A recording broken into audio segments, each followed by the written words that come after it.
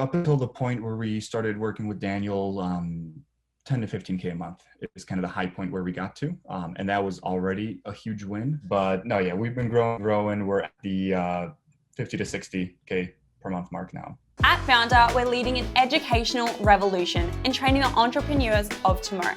In this series, we're talking to our own students to discover how they're building the businesses of their dreams. These are real, everyday people who have made it happen. Now, before we jump in, our lawyers have told us to tell you this.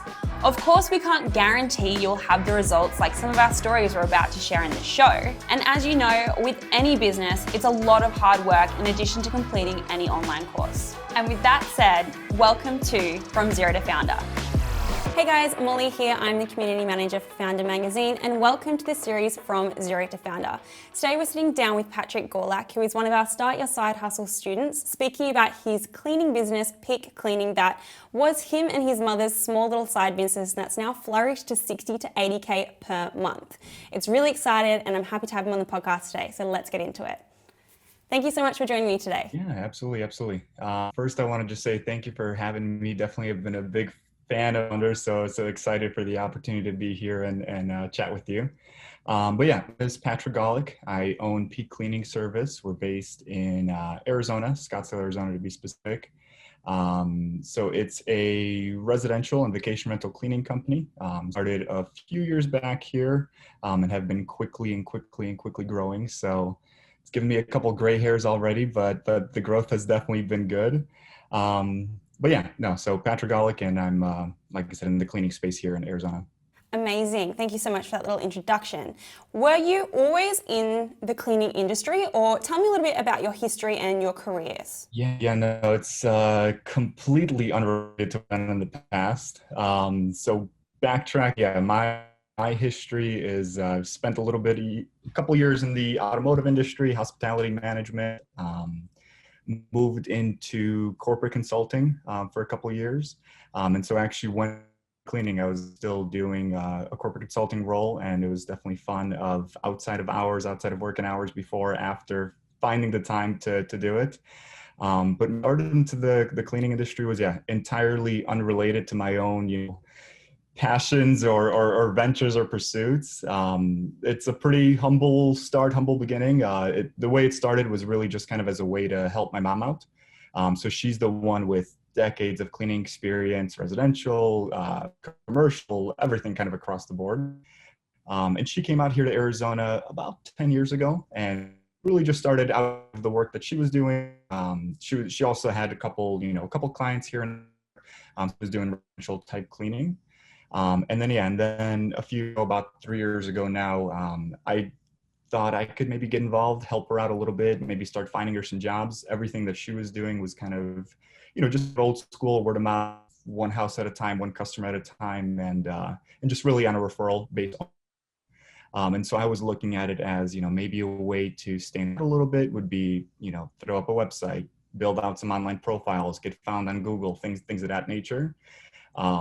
And I was blown away. I mean, I think probably a week after we put the website up, built out a couple profiles with some local service agencies here, and leads just started coming in. And so I was just simply, being the back end, booking jobs and dealing with all the customers on the back end. It's a really inspirational story, especially like you mentioned, it's not something where you thought maybe your life was probably heading in that direction, but it's really great to see how you've kind of rolled with the punches and seen how things have grown. Were you nervous at all moving away from what you were kind of used to in the corporate world and kind of focusing more on what you were doing before and after your normal 9 to 5? Yeah, absolutely. I mean, I'd be lying if I said no, it's one of those things. I mean, I definitely looked at myself as always having, a bit of a entrepreneurial business bug.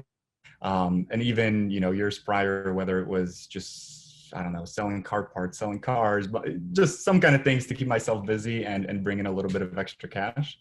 So I think I've always had some kind of bug that wanted to be itched, but I never really knew where to start. And I think where I was always looking for was perfect idea, that best idea, that one best decision that I could pursue. And it's definitely been, yeah, kind of humbling to see now that, you know, no matter what the route may be, there's definitely potential for success, for growth, for, you know, financial gain.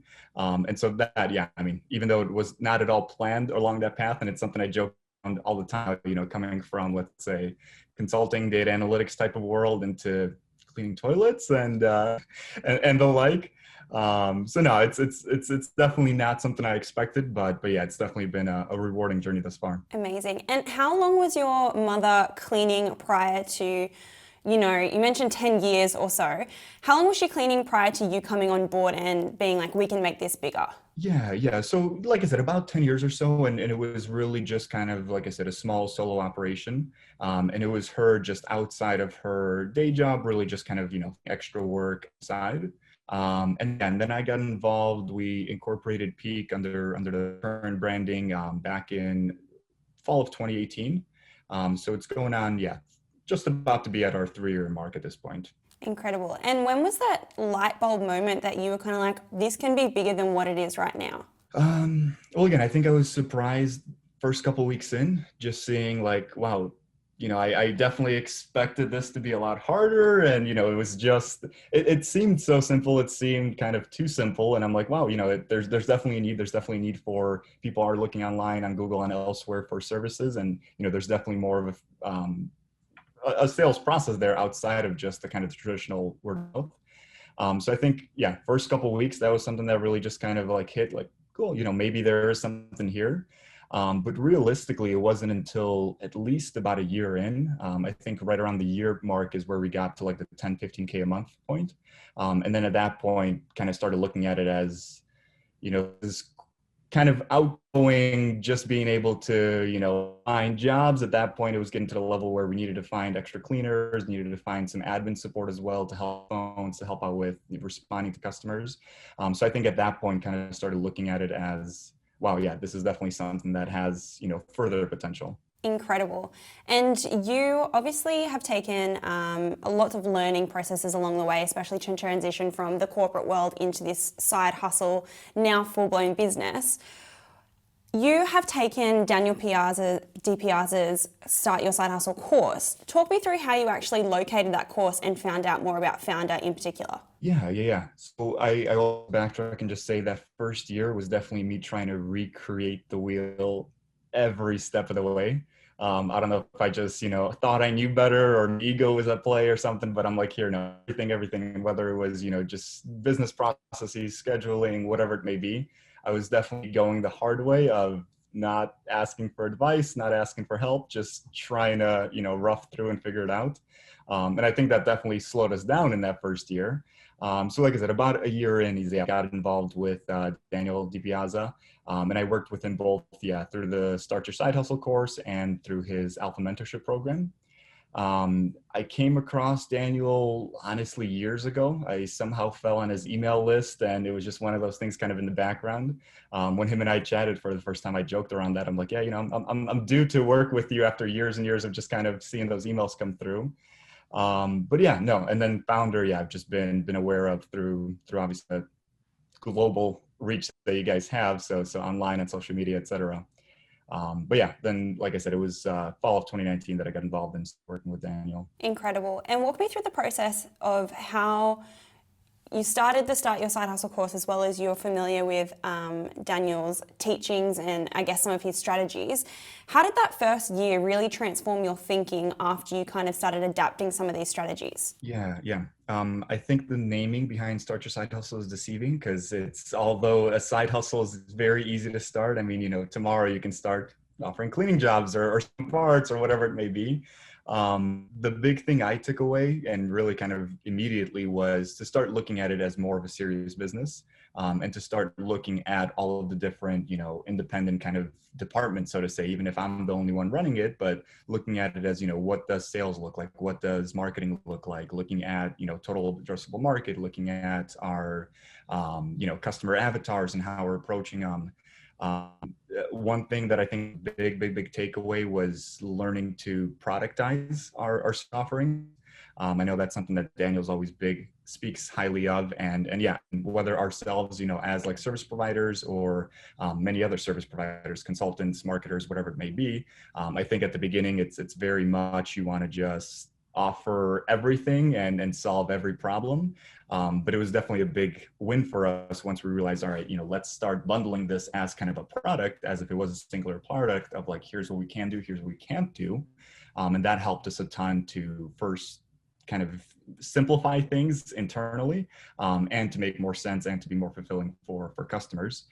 So that was one of the big things. I think, again, just looking at it from less of a side hustle of just something that's going on the side, but looking at it truly as a business, and as a larger operation, and seeing all the different moving pieces. So yeah, deceiving name, but helpful nonetheless. No, I think that's really inspiring for a lot of people listening, because they might be stuck in that mentality of it's only going to be a side hustle. But I think it's great that you mentioned you should start thinking of it more as like a full-blown business from the start, because that will just help motivate you more, which is incredible. So you mentioned at the start how you kind of had kind of like a checklist of things that you wanted to do to help kind of get this off the ground and help with your mum's business. You mentioned a website, first of all. How did, I guess, the branding and the website really come to life? What was it before maybe you jumped on board? Was it always Peak Cleaning? No, so like I said, prior to me jumping on, the Peak Cleaning name wasn't around. It was really just, like I said, no online presence, nothing outside of just, a phone number and a name, and just being kind of word of mouth, really all that existed prior to it.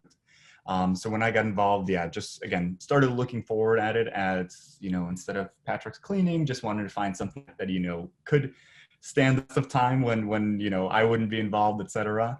And so, color scheme, kind of our logo, things of that nature, just really, it was without much thought. We just kind of right from the get, what seemed and ran with it. Didn't put, it wasn't like a month and month research process. It was just kind of, let's run with it, put it together. And again, just see what sticks and see if we can start getting in some customers.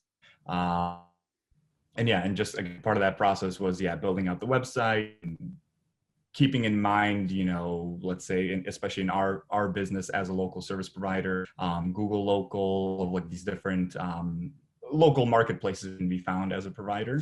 And so just looking at that as like building out visibility, building out just being able to be found. And that's something I still see a lot of businesses, especially now that I've spent more and more time in this industry, is a lot of businesses in the home service space, in the service industry in general, aren't taking advantage of that. There's so many tools and there's so much knowledge out there of, building profiles and building a web presence, that I think it really is missing from a lot of companies. And maybe that's why we were able to stand out from the get-go. I think it's great that you kind of just went with your gut and you created the name, the logo, the website, just at the beginning to get the ball rolling even faster, which is probably why you've had so much success in, 3 years, which is incredible. Did you find it hard trying to kind of break into the market of cleaning? Because it is somewhat a saturated field where there's always kind of been cleaning services. Did you struggle with that at all? Yeah, no, it's absolutely a saturated market. And that's something, again, I joke about, anybody off the street can go to the local store, pick up, dollars worth of supplies and ready to start rolling. But I think what's missing in our industry, and I think it's, again, something that we maybe stuck on accident, but just realizing that there's a lot more of it than the aspect. A lot of time customers are looking for is, a customer service, customer-centric company, that's super responsive, and whether that's through online, through email, through chat, through text, etc. Somebody that is, again, professional in terms of the management, where oftentimes like a cleaner, you as a customer hiring them, you might have to be the one that manages them. You have to check in like, hey, are they actually going to show up? Are they not? So I think on our end of kind of building in that form and structure on the back end, that was definitely a big selling point and let us stand aside. And from day one, it was definitely a goal of ours to, again, just be kind of, and I'll backtrack and say, I think part of it was also my limited time frame, where I was always under the look of like efficiency and what's going to be the easiest. So whether that turned into like, putting choosing a software that had like email automation and text automation, reminders, things of that nature, because I didn't have the time to do that myself. So all those kind of things that, again, the technology's out there, the tools are out there, the software's out there, but a lot of other companies aren't taking advantage of that. So I think that's what made us stand apart. That, and of course, offering a good service, that you can't get away from that part. Exactly. No, it definitely helps. And I think it's great that you really focused on the customer aspect side of things as well, because it will help you kind of break into a market that can be oversaturated, like cleaning. You mentioned, you mentioned there was a year prior to you even having any of the learnings or strategies from Daniel. 2018, I believe you said. How are you performing on a month to month before you started implementing any of these learnings? Yeah. So like I said, up until the point where we started working with Daniel, 10 to 15K a month is kind of the high point where we got to. And that was already a huge win. Like I said, I've had little side projects in the past and of course, little ways to make money here and there. But already that was, that was significant growth, or it felt like significant growth to that point. But yeah, it was, like I said, kind of a realization that there's probably an easier way to go about this. Definitely. And I think it's great. Like 10 to 15K for anyone listening is such an amazing feat for, a year to kind of keep growing. And then that's before you've even reached your peak, mind the pun. But from, you've had 2019, which would have been another really successful year. You've started implementing your learnings to then hitting 2020, which was COVID and obviously would make your business a little bit difficult. Walk me through how that kind of affected your business. Yeah. No, COVID definitely hurt. We were down, I don't know, 70, 80% from like the month before into the next month. To clarify again, kind of from our service offerings, of course, we're in the residential space. So that is, going into people's homes. There's that trust. People are in the home. So that's about half of our workload, half our business. And the other half is in the vacation rental space, where we help manage, Airbnbs, VRBOs, things of that nature. And that, if you just consider, is entirely a travel related industry. So that pretty much went down to zero overnight.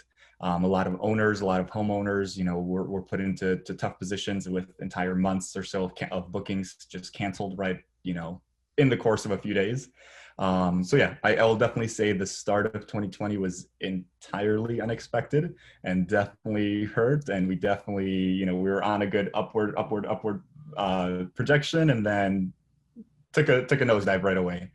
But it was one of those things that, we kind of looked at it that, it's going to be a make or break moment. Either we can close up shop and cancel on the rest of the customers that did want us to still service their homes. And then we can close up shop for good, which I think a lot of businesses maybe just weren't set up, whether financially or the team or whatever it may be to handle that stress. And we just looked at it again as an opportunity to keep pushing, to keep, adapting, to keep changing a little bit. There was a lot of changes we had to make internally in terms of how we service customers, in terms of disinfection, in terms of protective gear, et cetera. We were doing a lot of outreach then as well to customers to let them know that, it was definitely a top priority for us. We were monitoring, CDC guidelines here in the US as much as possible, daily, weekly, to see, how things were changing, how things were progressing. And then just, after a few months, I would say by summer of 2020, things started picking back up for us. Arizona here has been pretty relaxed, I'd say, compared to other places of the world in terms of their shutdowns. I think that worked to our advantage, just pure luck.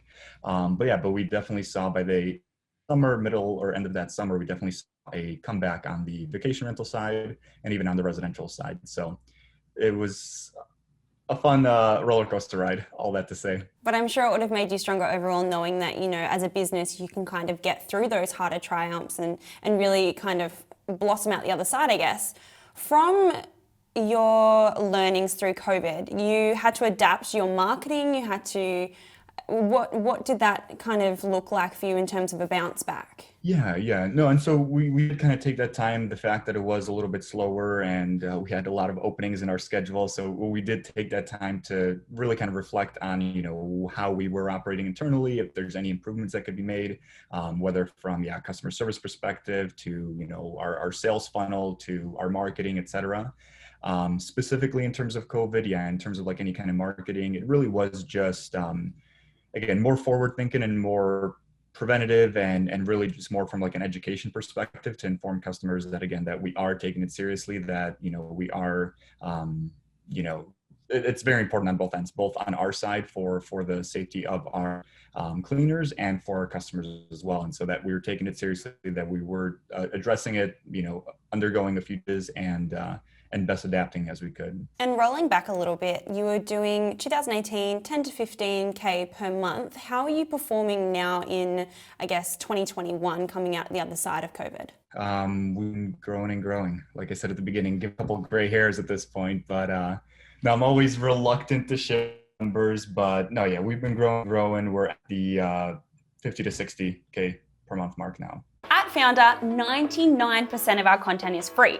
Today's episode is only made possible by our incredible student community, from our magazine subscribers to the entrepreneurs enrolling in our course programs. If you are thinking of finally starting your own business, make sure to check out the exact free training that led today's guests to where they are now. Head to foundr.com/sidehustletraining or follow the link in the show notes. That's incredible. And I know you could be a little bit reluctant, but I know it's very inspiring for anyone who's listening, thinking, something that you can do every day for free, such as cleaning, you can actually make money out of it if you use the right marketing, if you have the right, mentality, which you do have. So if anything, it's just an inspiration to all those listening, which I do appreciate you sharing. And bringing it all the way back, let's go back to how you mentioned your mum's business was more word of mouth.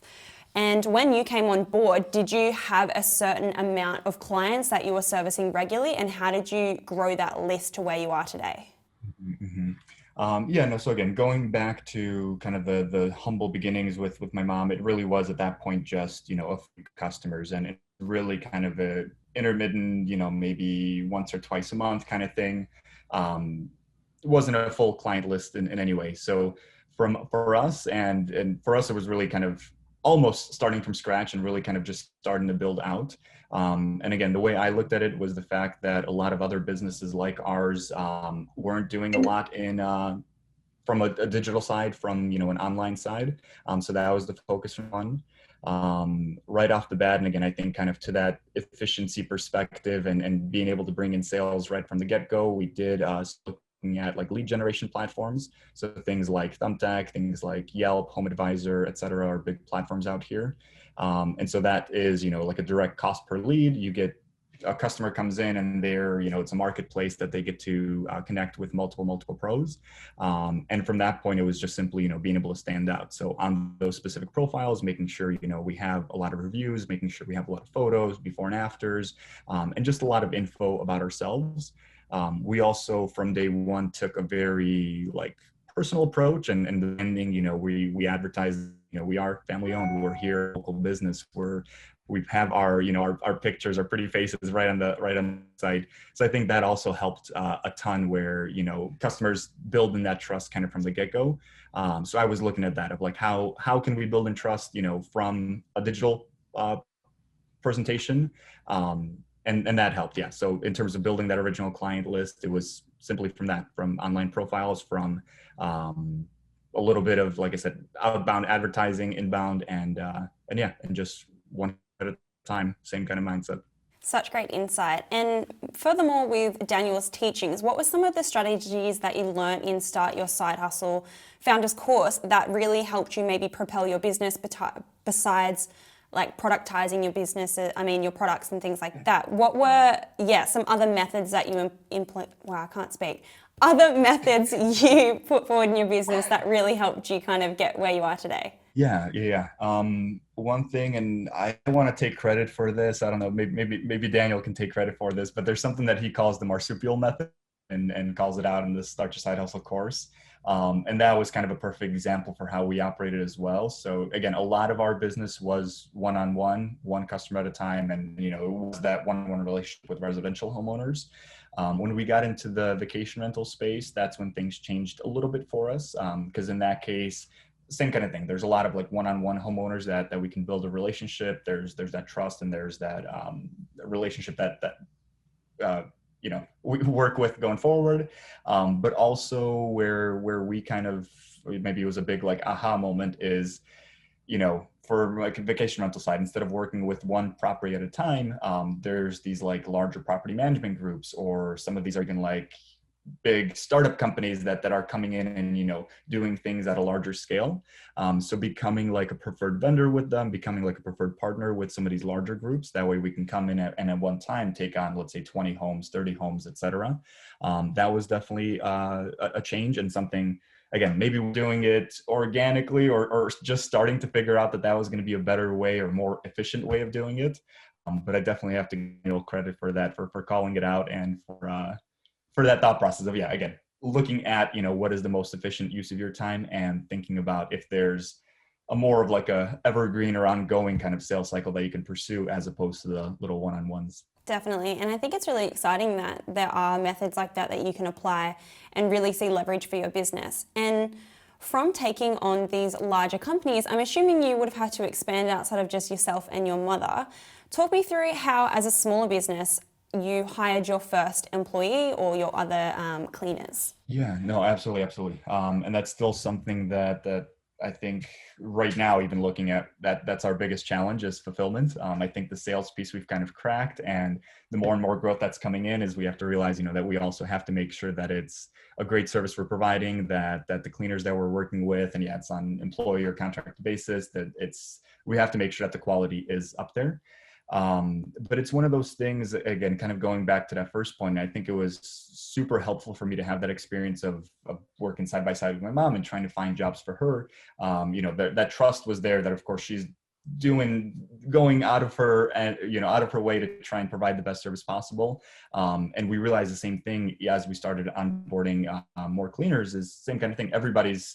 Or most people want to do a great job. Most people want to provide a great service.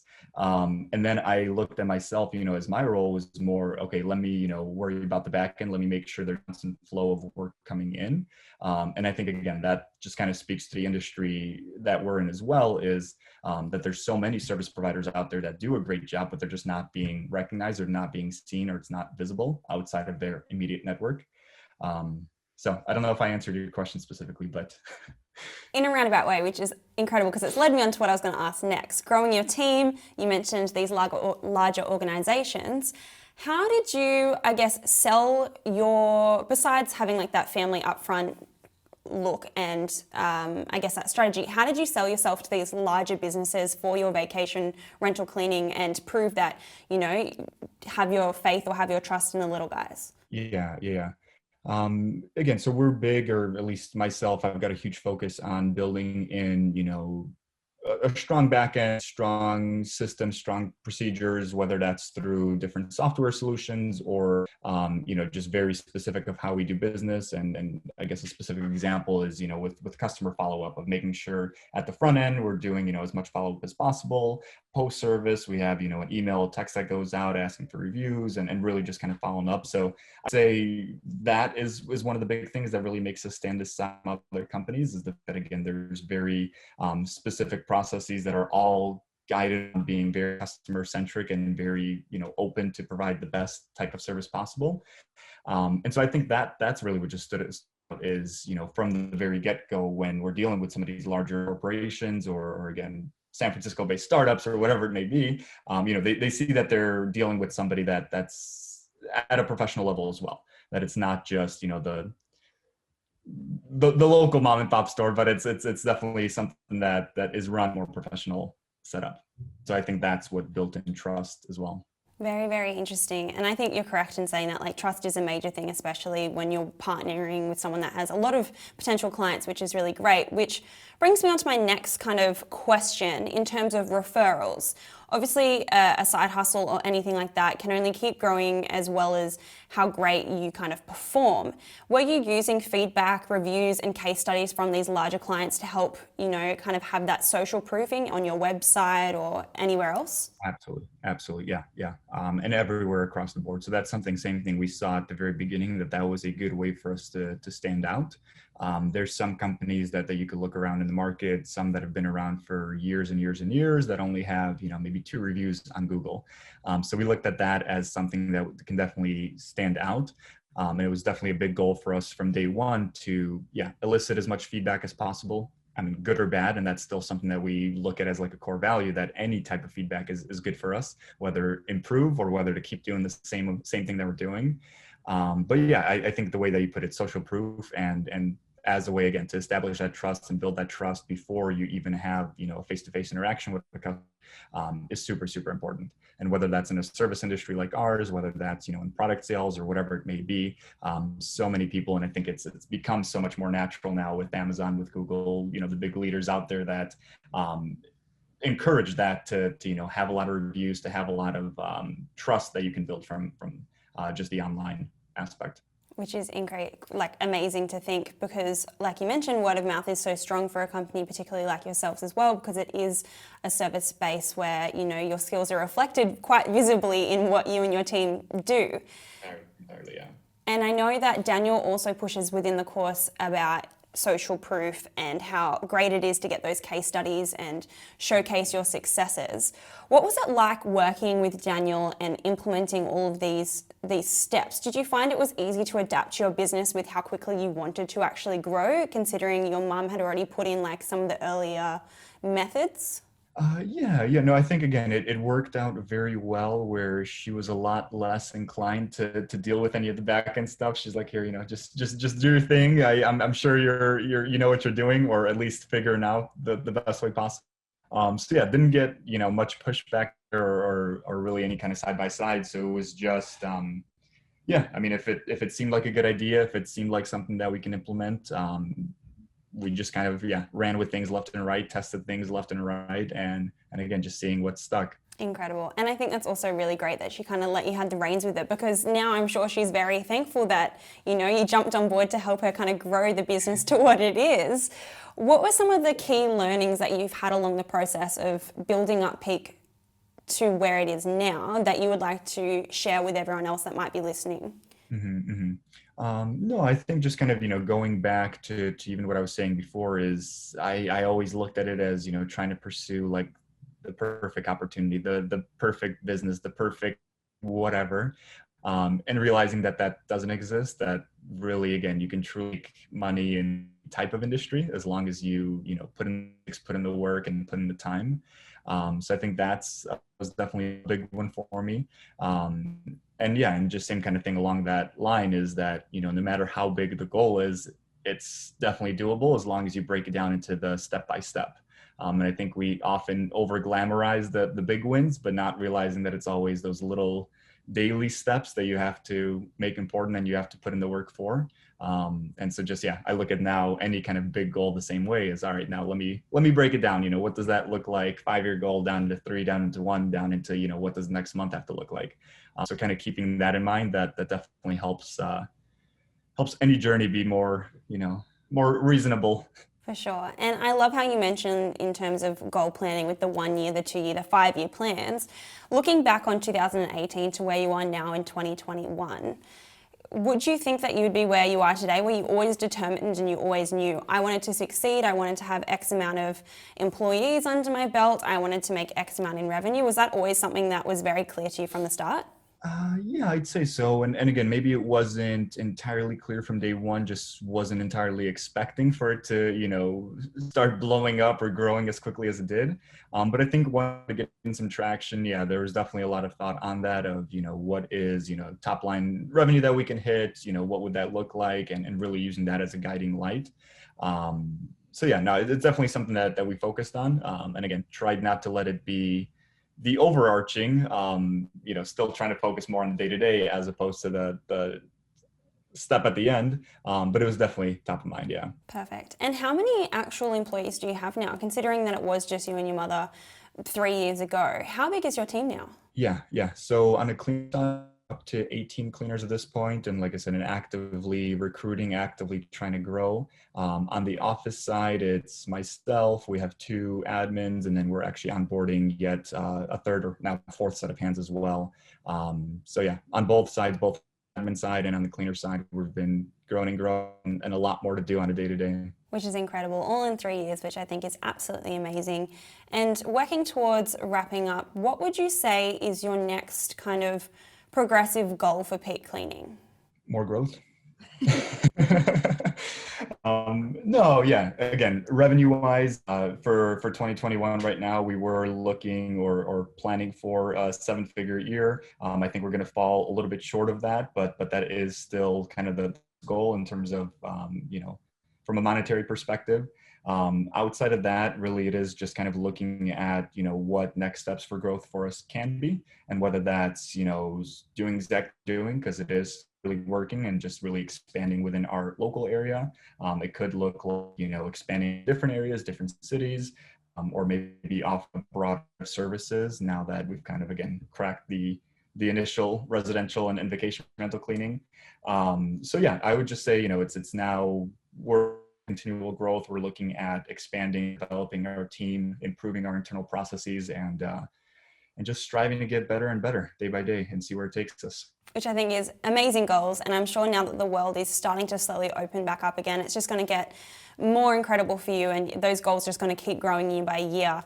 And lastly, I have already asked you this, but if there's anything else that you would like to share with anyone listening that might have been in your same position where they were in a completely different field and now they've jumped into something that is now become a passion and really like a side hustle and they want to get it moving, what would you say to them?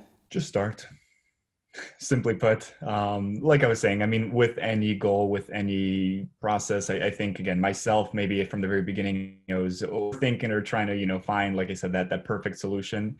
And now I kind of kick myself like, wow, this is definitely something I could have done, a few years back. And then what would the growth have been had we started, 3, 4, 5, 10 years prior?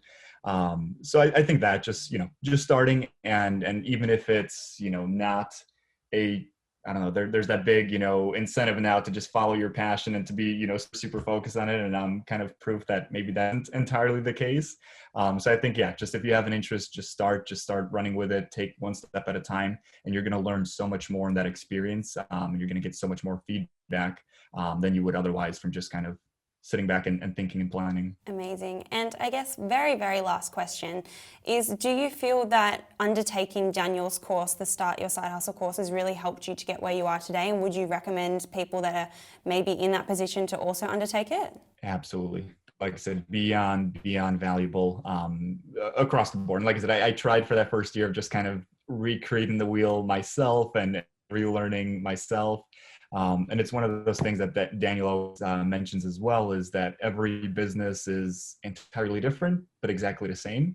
And there's definitely so much truth in that, where, again, he was able to provide so much input and so much help for the issues that we were dealing with. And although, maybe the terms, maybe the providers, maybe the customers look a little bit different, the core mechanics behind it is exactly the same. So I'd say, yeah, for anybody that's really just starting out the skill, or even, somebody like myself that had a little bit of experience in it as well, definitely found a lot of valuable info there to help us grow. Such great insight. And again, I want to thank you so much, Patryk, for sitting down and talking to me today. It's been amazing learning about your journey, your business, and I'm very excited to see the goals that you'll keep smashing in the years to come. Likewise. No, it's been a pleasure. Thank you. Thank you for having me. Hey guys, we hope you're loving From Zero to Foundr and you're getting a ton of value from it. If you want access to the exact free training that led today's founder to where they are now, head to foundr.com/side hustle training or follow the link in the show notes.